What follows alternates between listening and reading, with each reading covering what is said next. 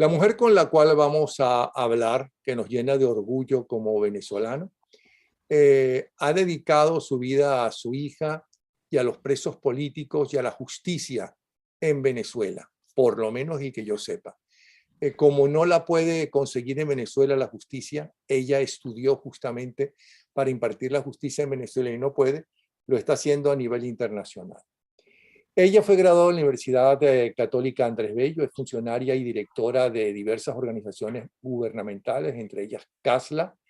Está la Fundación Nueva Conciencia Nacional, Damas de Blanco de Venezuela, un grupo de esposas, madres de hijas de presos políticos y fundapresos, una organización de auxilio y asistencia jurídica para presos comunes que trabajó en distintas cárceles de Venezuela en el 2002 y 2006, y quien puede saber de los pocos que realmente saben qué sucede realmente y cuáles son los pasos en la Corte Penal Internacional es ella, es Tamara Sujú, que no necesita aplausos porque yo sé que en cada uno de ustedes en sus casas la admiran y la están aplaudiendo. Bienvenida, Tamara.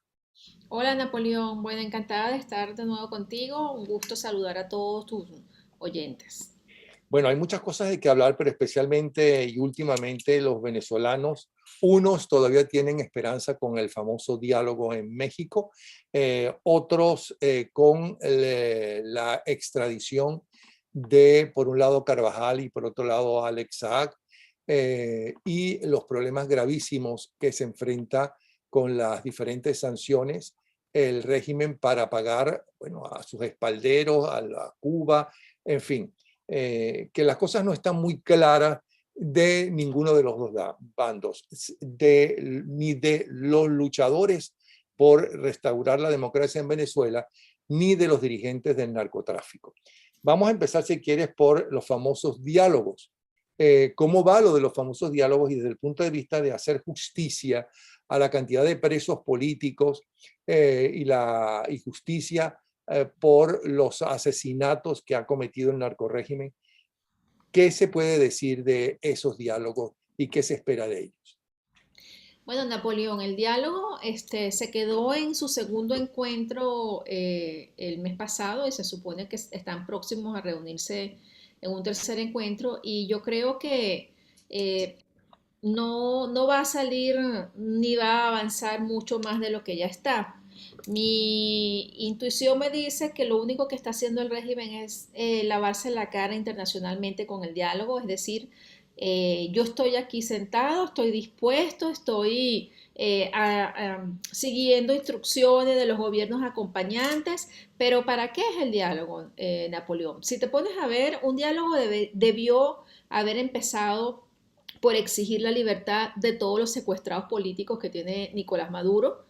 Y los únicos secuestrados políticos que soltaron son los que hoy están sentados allá en la mesa de diálogo, como Freddy Guevara, o por ejemplo, algunos otros que han ido liberando porque no pueden seguirlos teniendo presos porque han cumplido la pena o porque los procedimientos así lo han indicado, ¿no? De que han podido gozar de ciertas medidas para liberarlos y además te dice que el sistema de justicia funciona a dedo, es decir, Nicolás señala quién debe salir y quién no, se mantienen a todos los presos políticos militares detenidos, porque por supuesto Nicolás Maduro no los quiere afuera, y va liberando dependiendo de qué le conviene o qué no le conviene, ¿no? El hecho de que uno de los rectores del CNE sea un expreso político que salió para inmediatamente, casi que inmediatamente ser nombrado rector del CNE, por ejemplo, el hecho de que uno de los dialogantes haya sido apresado un mes antes para luego ponerlo a dialogar en México, como lo fue Freddy Guevara, te dice el nivel criminal, el talante criminal de estas personas, de lo vil que actúa la dictadura venezolana para supuestamente llevar a la oposición que en un momento vamos a tener que decirle oposición a ciertos partidos políticos porque no lo son, porque se están prestando al juego de Nicolás Maduro para ir de una vez a unas elecciones regionales en noviembre, que eso es otro punto. ¿para qué están dialogando si vamos a ir a elecciones en noviembre? Es decir, ya los partidos políticos están con sus candidatos, precandidatos, haciendo campaña electoral, dividiéndose los puestos, quién va, si tú o si yo, etcétera. Y se suponía que el diálogo era, por ejemplo, para buscar las mínimas condiciones aceptables, ¿verdad? Para que estas personas quizás pudieran ir a unas elecciones y no a unas elecciones regionales, sino a unas elecciones presidenciales, porque lo que se quiere es salir del régimen, no es convalidar al régimen en unas elecciones regionales.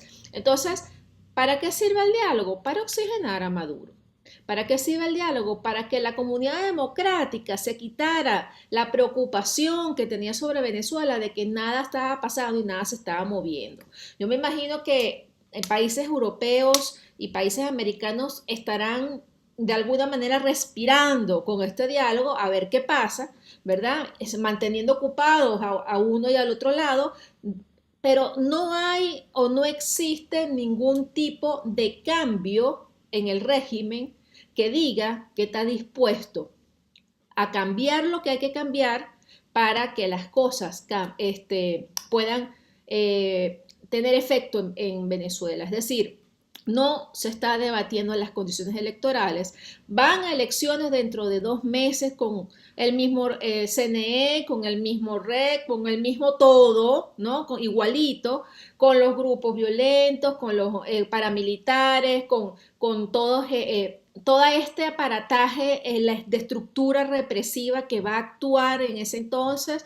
Vas a elecciones con una diáspora de 6 millones de venezolanos que no van a votar, que no son tomados en cuenta para absolutamente nada, ¿verdad? Y mantienes a los presos políticos presos, torturados mientras tú y yo estamos hablando. Napoleón, porque eso es lo que sucede. Mientras tú y yo estamos hablando, hay presos políticos que están siendo torturados, maltratados, enfermos, cuya vida corre peligro, porque ya se murió uno enfermo hace poco, ¿verdad? Porque nunca recibió atención médica oportuna.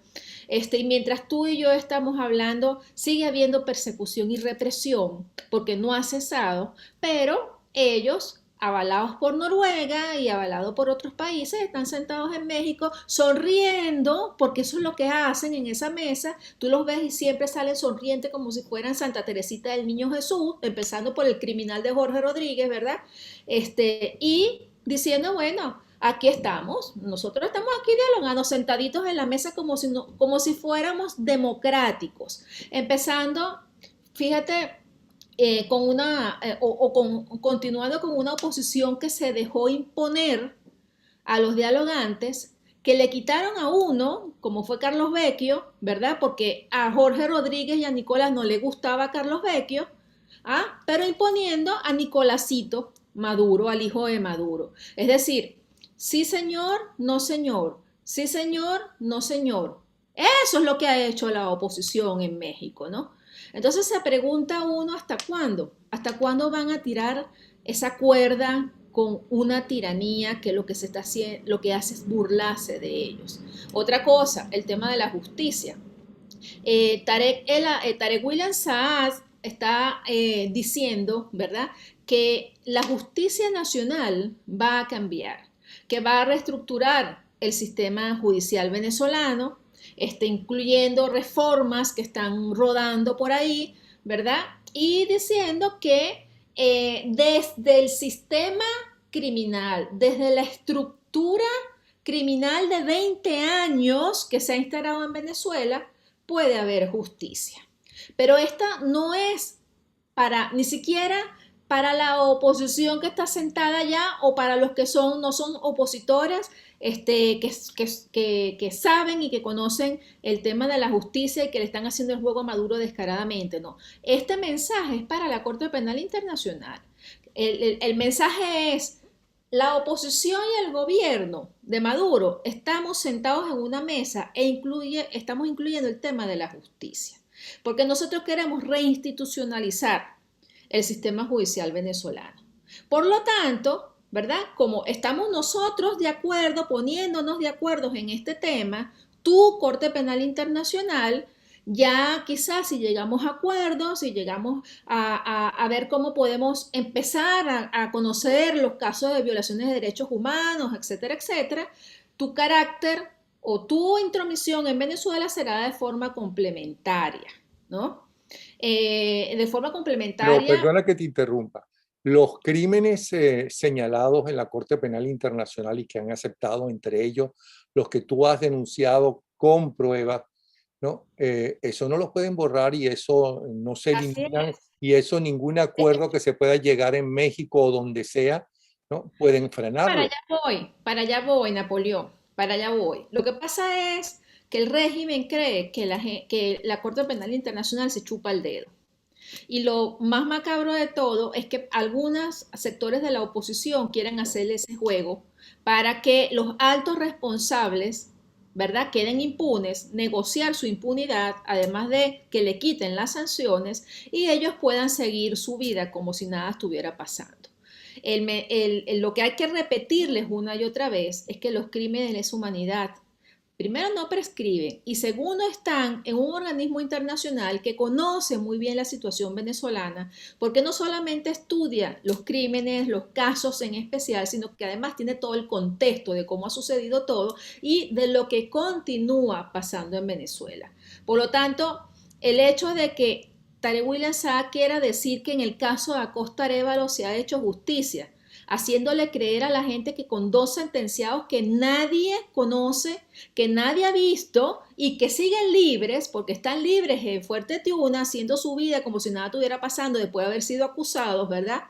Él cree que puede engañar a la Corte Penal Internacional diciéndole que hizo justicia. Ni que le quita Nada, nada. responsabilidad judicial a sus jefes, a los que le dieron la orden, ¿no? De torturar. A lo mejor no de matar, pero de torturar, por lo tanto, son responsables del asesinato también.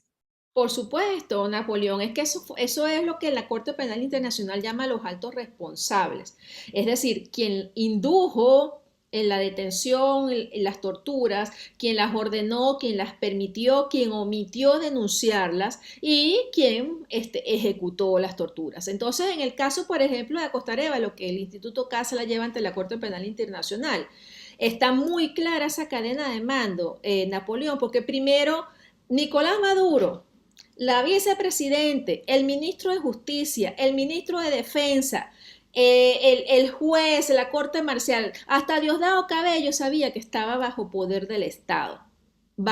Estaban todos detenidos. Y por supuesto que nada sucede y mucho menos en una finca militar de Fuerte Tiuna, sin que el ministro de la Defensa y su alto mando militar sepa que esas personas estaban ahí. Luego, en la finca tiene un jefe, tiene un comandante que manda en esa finca, que está libre, por supuesto. Y otra cosa es todos aquellos que participaron en esa detención arbitraria, que llevaron a esas personas a esa finca y los que cometieron el crimen dentro de esa finca. Por lo tanto, es lo que se ha demostrado una y otra vez en la Corte Penal. Por eso te decía, Napoleón, es a mí me causa yo no voy a decir risa, pero sí voy a decirte que me causa algo así como eh, intriga pensar que esta gente cree que se puede lavar la cara de esa manera, Napoleón. Sobran crímenes de torturas, de detenciones arbitrarias, de asesinatos, de violencia sexual, cuyos ejecutores no solamente están libres, sus ejecutores, sino sus jefes, el comandante, el teniente, el capitán, el comandante, el general de la división, el general del REDI, el general del SODI, el CEOFAN, el ministro de la Defensa, la vicepresidente, el comandante de la inteligencia y el presidente de la República. Eso es una cadena de responsabilidades, de crímenes que se cometieron en Venezuela desde mucho tiempo atrás, que la Corte está estudiando desde el 2014, que en especial está a punto de abrir una investigación por los que sucedieron del 2017 en adelante, pero que han sucedido con la complicidad de todo el sistema judicial, incluyendo fiscales y jueces, de todo el sistema de inteligencia, SEBIN, DGCIN, policías, 6CPC, CONAS, etcétera, etcétera, Fuerza Armada Nacional y, por supuesto, del Ejecutivo Nacional. Por lo tanto, hagan lo que hagan en México, digan lo que digan en México, nada va a parar que en Venezuela se abra una investigación, porque además, Napoleón, esos crímenes siguen cometiéndose en Venezuela, siguen habiendo víctimas de torturas en este momento enterrados 3 pisos bajo tierra, de personas que están sufriendo de torturas, torturas blancas, torturas psicológicas, maltratos, etcétera. Hay oficiales que están en cárceles comunes, Napoleón, que están en unas condiciones físicas infrahumanas. Yo he visto en estos días la foto de un general que está adelgazado y está pesando como 50 kilos, enfermo, con problemas físicos y está preso y nadie se acuerda de él, Napoleón, ¿sabes? Y el régimen todavía está diciendo que nada sucede, que ellos están respetando los derechos humanos, que ellos han desplazado a los presos de los organismos de inteligencia y los han llevado a cárceles comunes o a otro tipo de cárceles donde la están pasando peor y donde el DGCI lo desocuparon para volverlo a llenar, porque en este momento hay más de 100 personas enterradas bajo tierra en ese organismo de seguridad. Entonces, ¿para qué es el diálogo? Si nos ponemos a pensar en este momento, la única conclusión que yo le doy es que están haciendo catarsis, unos y otros, para decir uno que están haciendo algo y el otro que está tratando de hacer algo, engañando a la comunidad internacional, ¿verdad? Para ganar tiempo y oxígeno, porque eso es lo que están haciendo. ¿Qué piensas tú entonces de varias cosas que se han dicho? Primero, que el hecho de que los representantes de la narcodictadura se sienten con los representantes del gobierno interino, significa que ambos, y los representantes del gobierno interino con los representantes de la narcodictadura, que ambos, ¿no? Necesitan estar allí por razones diferentes, pero que si es un triunfo de la narcodictadura que se siente la gente del gobierno interino, es un triunfo del gobierno interino que ellos acepten que existe otro poder, ¿no? Que se llama gobierno interino, aunque oficialmente no se nombren ni los representantes del gobierno ni los representantes de un gobierno interino, eso por un lado. Luego, que aparentemente por primera vez la Unión Europea, Noruega y los Estados Unidos, que es el principal aliado de los que luchan por la democracia, estén por primera vez de acuerdo, unidos en una política hacia Venezuela. Tercero, que tanto representantes de la Unión Europea como representantes de alto gobierno norteamericano dicen que no aceptan ninguna elección en Venezuela que no sea claramente, ¿no?, libre, democrática y sin la injerencia de la narcodictadura, con lo cual no sé cómo lo van a hacer a menos que acaben primero con la narcodictadura, ¿no? Pero ¿qué opinas de todo eso? Si es un paso a favor, aunque eso no tumbe dictadura. Bueno, si tú los has enumerado muy bien, ¿no? Si Estados Unidos y la comunidad internacional democrática no va a permitir o no va a aceptar unas elecciones sin ese mínimo de condiciones, ¿verdad? Eh, ¿Qué elecciones primero?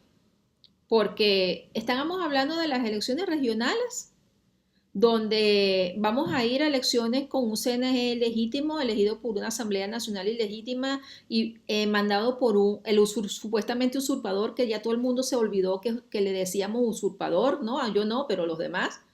Es decir, estamos negociando en México las condiciones de unas elecciones regionales con Maduro en el poder, con una Asamblea Nacional ilegítima, o estamos negociando en México unas elecciones presidenciales donde Maduro se separe del poder para ir a elecciones con condiciones.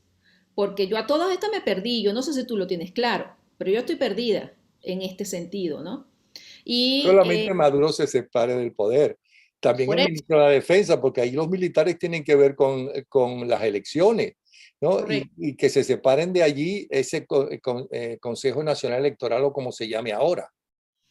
correcto. Entonces, fíjate, si el acompañamiento internacional es para buscar unas elecciones libres, independientes, que le digan al venezolano que va realmente a elegir, el acompañamiento internacional es para ir a unas elecciones regionales con Maduro o es para buscar las condiciones para que haya unas elecciones generales, presidenciales y regionales en Venezuela. Porque si es así, si es la primera, está muy fácil, porque es que ya Maduro va a elecciones, Napoleón. Es decir, Venezuela va a elecciones en noviembre, pase lo que pase en México. Les importa un comino lo que se decía en México. Esas elecciones van, Napoleón, punto. Ya están organizadas, todo el mundo está en el proceso electoral, está de fiesta electoral como si no estuviera pasando nada, como si 3 años de gobierno interino nunca hubiera pasado por Venezuela, todo el mundo está así, vamos para elecciones, hay que ganar, hay que recuperar espacios, parcelitas, etcétera, porque Maduro es democrático. ¿Sabes? No destituyó a Ledesma, ni a Ceballos, ni ha perseguido a diputados, nada, nada, todo el mundo está de fiesta electoral. Pero, o vamos a ir a buscar condiciones para que haya elecciones presidenciales y regionales con condiciones creíbles. Si es así, a Maduro no Eso le no está interesa. claro, es verdad que no está claro. Ahora, hay una Exacto. cosa que se me olvidó decirte. Tengo entendido que parte del acuerdo es una lista, si mal no recuerdo, de 200 presos políticos entre civiles y militares que se compromete a liberar poco a poco la narcodictadura. ¿Qué sabes tú de eso? Mira, Napoleón, yo he escuchado eso desde el 2014. Esas famosas listas de canje sinvergüenzas que te dicen lo criminales que son, que canjean presos para que les avalen su dictadura en elecciones. Sucede desde el 2014. Y sueltan a los que le conviene, pero van agarrando a otros y van metiendo más presos. Es decir, siempre ha existido esa proposición, siempre ha existido esas supuestas listas. Lo que no ha exigido nunca la oposición es no sentarse en ninguna mesa de negociación hasta que no suelten al último preso político. Por eso, por ejemplo, se paró el Vaticano en el 2016 cuando dijo no vamos a seguir avalando una mesa de negociación mientras Venezuela tenga presos políticos. Es que más claro no lo dijo la carta de Parolín, del secretario de Estado del Vaticano en aquel momento. Pero a la oposición le entró por aquí y le salió por aquí. Y han seguido los diálogos con presos políticos y rehenes. Y cuando sueltan uno, meten presos otros, Napoleón. Entonces, ¿de qué estamos hablando? ¿De qué lista estamos hablando? Lo ideal para supuestamente dar una primera muestra de que estaban hablando en serio era haber liberado a todos, absolutamente a todos los presos políticos. Ahí tienes presos, Napoleón, que tienen 4 años, como el primer teniente Mogollón, preso 4 años y medio sin que comience su juicio. Tarek se la pasa diciendo que no, que los procesos, que el debido proceso, y lo que están haciendo son juicios sumarios para sentenciar a todo el mundo, sobornándolos, diciendo que van a salir pronto si dicen que son culpables, ¿verdad? Porque ellos necesitan, por supuesto, culpables de todas estas mentiras y todas estas conspiraciones que han hecho y engañando a los presos políticos, jugando con sus familias, con ellos, con todo lo que es la tortura psicológica y manteniendo presos políticos, como el caso de Mogollón, con 4 años y medio detenido sin juicio.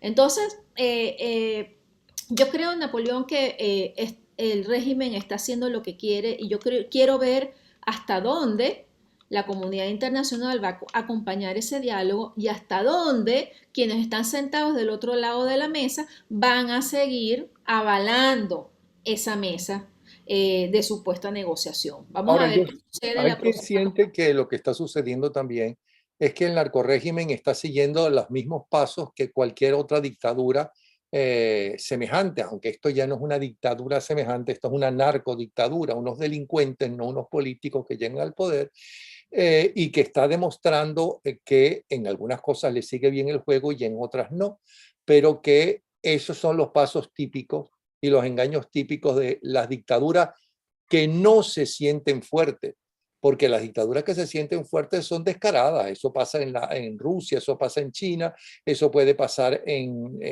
Nicaragua con el descaro de Daniel Ortega, que eso demostraría también que no se sienten muy seguros los narcodictadores de Venezuela. Mira, hay una cosa que diferencia a las dictaduras de las que acabas de nombrar, ¿no? China, Nicaragua, Bielorrusia, etcétera, Corea del Norte. de la dictadura venezolana. Y es que la dictadura venezolana tiene un juicio en la Corte Penal Internacional en puertas. Tiene no solamente un juicio en la Corte Penal Internacional en puertas, sino que tienes toda una estructura criminal, narcotraficante de droga y traficante de oro, cuyas redes internacionales los mantienen, cuyas redes internacionales le dicen que necesitan quedarse en el poder porque esas redes internacionales se alimentan de ellos. Por lo tanto, a ellos les conviene lo que está sucediendo en el marco de la mesa de negociación, Napoleón, porque no solamente ganan oxígeno, sino que además protegen esa estructura criminal internacional con la que trabajan. Porque es que no es solamente Maduro y su estructura criminal interna, son todos los que están afuera del país, que sirven de testaferros, que sirven de narcolavado, que les lavan el oro de sangre de Venezuela, que lo cambian en Europa, Turquía, Irán, Rusia. Es decir, es una mafia internacional que está metida de lleno en el tema de Venezuela. Entonces, esa estructura criminal necesita que suceda lo que está sucediendo, ¿verdad? Que se bañen en ese aire democrático con las regionales y con su mesa de negociación, porque necesitan que ellos se mantengan para poder seguir delinquiendo, Ya que tú para poder mencionas, seguir robando a los venezolanos. ya que tú mencionaste la Corte Penal Internacional, ¿quién mejor que tú que nos hable cómo está la situación?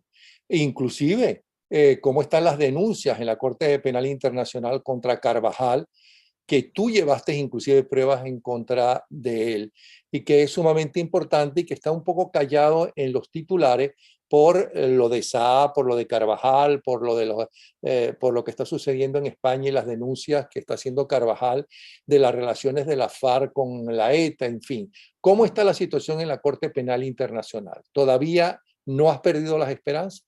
No, para nada, Napoleón. Es más, yo trabajo día a día para que eso continúe. Yo actualizo los casos, yo mando información actualizada de cómo está cada caso denunciado, de qué está sucediendo con la víctima, de qué está sucediendo además con otras víctimas, ¿verdad? Que me llegan, casos que me siguen llegando. Y lo que puedo decirte es que estamos esperando la decisión del fiscal Karim Khan de que abra la investigación. Él tiene en sus manos la decisión de la fiscal saliente sobre que había suficientes elementos para decir que en Venezuela se habían cometido crímenes de lesa humanidad y por lo tanto se daba la admisibilidad y teníamos que pasar a la parte de investigación. Esta Tanto que decisión dijeron que ella estaba al servicio del narcorrégimen, que con fotos de Tarek Al-Aissami, de no sé quién más, y que la de Delcy Rodríguez, creo, con ella, en fin, tanto que decían de ella. Ajá. y por eso yo siempre te decía, Napoleón, que yo confiaba en el trabajo que se estaba haciendo en la Corte, porque quienes denunciamos y quienes hemos ido a la Corte y quienes hemos llevado los casos sabíamos qué estaba sucediendo dentro de la Corte. Y siempre te dije que había, por ejemplo, se hacían campañas de desprestigiar el tema de la Corte para crear desesperanza en la gente, para que la gente no acudiera a quienes denunciamos para llevar sus casos, y parecían el propio G2 cubano, ¿verdad?, materializado en oposición, ¿no? Entonces, la decisión en este momento está en manos del nuevo fiscal. Yo no tengo dudas, no tengo dudas, Napoleón, de que esa investigación se va a abrir. Y se va a abrir porque no han cesado los crímenes, porque los crímenes continúan cometiéndose y porque no hay capacidad en Venezuela, por lo menos, quién sabe cuándo, porque yo ni siquiera te digo en un cambio de gobierno, pero de gobierno real, es decir, no es que vamos a convivir con los criminales en un gobierno mezclado donde se queden altos responsables, ¿verdad? Transitando con la oposición venezolana. Entonces, mientras no exista realmente un gobierno democrático, donde los altos responsables no tengan absolutamente nada que ver con ese nuevo gobierno democrático, los altos responsables de crímenes de lesa humanidad, ¿verdad? Y no se reestructure todo el sistema judicial, porque tenemos un sistema judicial adecuado a la tiranía desde hace 21 años, Napoleón. Fiscales y jueces, es decir, toda esa organización está ahí muy bien estructurada para mantener al régimen dictatorial. Entonces tú necesitas organizar, reestructurar todo el sistema judicial venezolano. Antes de eso, no va a haber justicia imparcial en Venezuela. No puede haber justicia imparcial en Venezuela, porque ya están viciados, corrompidos todos los órganos judiciales. Por Sí, lo pero, tanto, ok, eso la lo sabemos. Corte es la Ah, que tiene que actuar en este sentido. En el mensaje de la fiscal saliente, en su último mensaje, ella es muy clara cuando dice que en Venezuela no hay justicia imparcial, ni creíble. No existe y eso no ha cambiado. Es por eso que el fiscal saliente, el fiscal entrante, debería tomar lo antes posible esa determinación de abrir la investigación. ¿cuánto tiempo tiene para dar una respuesta a eso? Él no tiene un tiempo precisado. Él debería estar, me imagino, estudiando todo lo que recibió, ¿verdad? Y tomando la decisión que tiene que tomar en el momento preciso. Mucha gente dirá, esto es volver a empezar entonces con este hombre. No, no, Napoleón. No es volver a empezar, él tiene el trabajo hecho. El trabajo hecho en informes con las pruebas, como dijo la fiscal saliente, porque ella no solamente entregó el informe, sino entregó las pruebas, entregó los casos, entregó el material, ¿verdad? Para fundamentar su informe.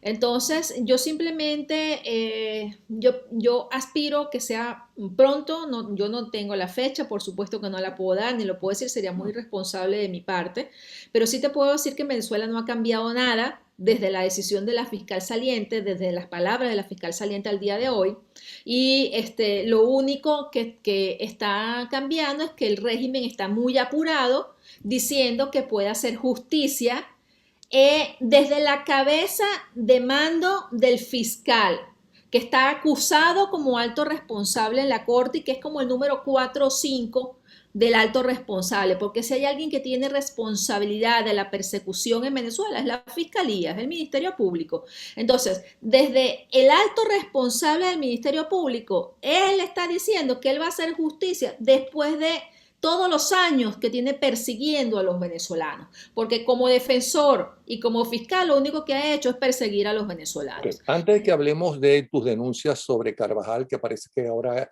que siempre ha sido un santo y siempre estuvo en contra de todas las cosas que se le achacan al narcorrégimen, donde él tenía puestos fundamentales para la persecución, para la tortura y demás. ¿Qué imagen tiene el nuevo fiscal Karim Tan de la Corte Penal Internacional de sus trabajos previos? ¿Se puede confiar en él? ¿Qué me puedes decir de él? Bueno, mira, yo creo que sí, Napoleón, él tiene una muy buena hoja de trabajo como juez, como magistrado, es decir, una amplia hoja de vida donde ha sido pro justicia, ha sido actuado de forma independiente, ha actuado de forma imparcial y tiene muchísima experiencia en el campo de la justicia internacional. Por eso te digo que yo creo que los venezolanos. Vamos entonces al tema de Carvajal, ¿te parece? Sí, Mira, Hugo Carvajal tiene toda una historia sobre la represión en Venezuela. La represión en Venezuela, Napoleón, es importante recordar que no es de la época de Maduro. La represión en Venezuela comenzó con Chávez. Chávez en todos sus periodos. Chávez fue el que secuestró el sistema de justicia venezolano. Chávez fue el que montó la estructura represiva con el ADICIP, ahora SEBIN, DIN, ahora de GESIN, y todos los organismos operacionales policiales, de inteligencia, los grupos que se crearon para justamente reprimir, las cárceles que se construyeron, las cárceles que se remodelaron, la instrucción que dio para que los oficiales fueran formados en materia de represión, de torturas, de persecución, de espía, que fueran formados en Venezuela y en Cuba, etcétera, etcétera. Hugo Carvajal es como un Rodríguez Torres. Rodríguez Torres en la parte de la DICIP, que no se olvide nadie de eso, y Hugo Carvajal en la parte del DIN, de la División de Inteligencia Militar. Él estuvo desde el año 2004 hasta el año 2011 como director del DIN, después de GESIN. Por sus calabozos, por sus manos pasaron los expedientes donde acusaron toda la vida a la oposición venezolana, incluyéndome a mí, estoy segura que incluyendo a ti. Los expedientes de persecución por conspiración, por desestabilización, por lo que sea, se inventaban en esos organismos de inteligencia. Porque para eso servían de forma maquiavélica, para inventar cómo acusar y cómo reprimir y cómo perseguir a la oposición. Los presos políticos militares, los primeros presos políticos militares torturados, pasaron por las manos de Hugo Carvajal. Era el director del DIN. Yo tengo casos denunciados de militares de esa época, ¿verdad? Que fueron torturados por el DIN, por Hugo Carvajal, que era el jefe. Entonces, y casos documentados en la Corte, porque cuando yo denuncio, en mi primera denuncia en la Corte Penal Internacional en el año 2016, yo llevé casos, todos los casos que documenté desde el año 2004, Napoleón. Yo iba a las cárceles, a Ramo Verde, a La Planta, a donde estaban los presos políticos, y les decía que me escribieran el testimonio de cómo los habían torturado, de puño y letra, con su puño y letra. Y yo me acuerdo que le pintaba el pulgar para que pusieran su huella dactilar, para que vieran que eran ellos, ¿verdad? Y todos esos testimonios de años de trabajo, visitándolos, visitando a los presos políticos, a los militares que habían sido torturados, que estaban detenidos de forma arbitraria, los tengo en la Corte Penal Internacional. Que la Corte Penal Internacional haya abierto el examen preliminar a partir del 2014. No quiere decir que cuando se abre una investigación tú no puedas acudir a ella con casos anteriores, porque precisamente cuando se abre la investigación se amplía el espectro de recibir casos. Y es cuando tú vas a ir a demostrar que lo que sucedió en Venezuela, ¿verdad?, fue producto de toda una política, de un proyecto de poder para controlar las instituciones, para desmantelar el sistema democrático por justamente lo que estamos viviendo hoy, pero desde Chávez, con sus estructuras, con sus poderes en sus manos, como lo fue el Parlamento, como lo fue el sistema de justicia, como lo fueron los organismos de seguridad y como lo fue la Fuerza Armada. Todos los poderes del Estado a favor de un régimen dictatorial que se convirtió hoy en día en una tiranía como la que estamos viviendo. Entonces, eso es lo que yo quiero que suceda en la Corte y que cuando tengamos la oportunidad de ir más atrás, ¿verdad?, las personas que fueron víctimas de tortura en ese entonces, que son muchos, Napoleón, o sea, estamos hablando, por ejemplo, de el teniente coronel Quintero Aguilar, estamos hablando de un Otto Gebauer, por ejemplo, estamos hablando del general aquel que tuvieron preso solamente por decir cómo que funcionaba un apagador, ¿te acuerdas? ¿Cómo no? ¿Ah? O sea, estamos hablando de qué sé yo, de tantos militares y tantos civiles. Se nos murió uno hace poco que estuvo en la planta y que fue torturado y que estuvo preso, que era de Chacao. ¿Cómo se llamaba él? No recuerdo en este momento el nombre, que conducía siempre el camión en las marchas, no sé si lo recuerdas, ¿no? Que acaba de morir. Todas esas personas y sus familias, esas que sufrieron la persecución, la tortura, el encarcelamiento por años en el régimen desde Chávez. Incluso hay hoy todavía unos presos políticos de Chávez que son los hermanos Guevara, que tienen el tiempo de pena cumplido, Napoleón, y que deberían haber salido por medidas cautelares por cumplimiento de pena desde hace años y hoy todavía están enterrados en el SEBIN. Entonces, todos esos casos deben ser llevados a la justicia internacional para que las víctimas, y si hoy ya no existen esas víctimas porque murieron, para que sus familias puedan tener justicia. Y parte de esa estructura criminal es Hugo Carvajal. Y él tiene que ser sometido a la justicia para que las víctimas de él, sus víctimas directas, también lo puedan ver a la cara y lo puedan enfrentar. Eso es lo que tiene que suceder en Venezuela, porque cuando no hay justicia, Napoleón, no hay paz. Fíjate lo que está sucediendo en Colombia hoy en día, ¿no? Entonces, si vamos a renacer como país, si vamos a volver al sistema democrático, la justicia tiene que ir por delante para que todo el dolor de esta persecución y represión que ha llevado a Venezuela a ser un país quebrado, dividido y a la mayor diáspora del mundo, a esos venezolanos que están regados por tantos países, durmiendo en las calles, Napoleón, pasando trabajo, familias completas, hijos, padres, madres, niños. Es decir, Venezuela tiene que tener justicia y estos criminales tienen que pagar, Napoleón, porque no pueden quedar impunes de ninguna manera y con ningún trato, porque si no nos va a pasar que vamos a retroceder, porque en cualquier momento, cualquier proceso que se lleve en Venezuela para legalizar la tiranía y para de alguna manera convivir con ellos, va a llevarnos siempre atrás al tema de la justicia. Tamara, nuevamente nuestra admiración, nuestro cariño. Qué increíble que tengamos gente como tú, luchadoras como tú, que han dedicado buena parte de su vida, si no casi toda, a impartir la justicia, a luchar porque haya justicia en Venezuela.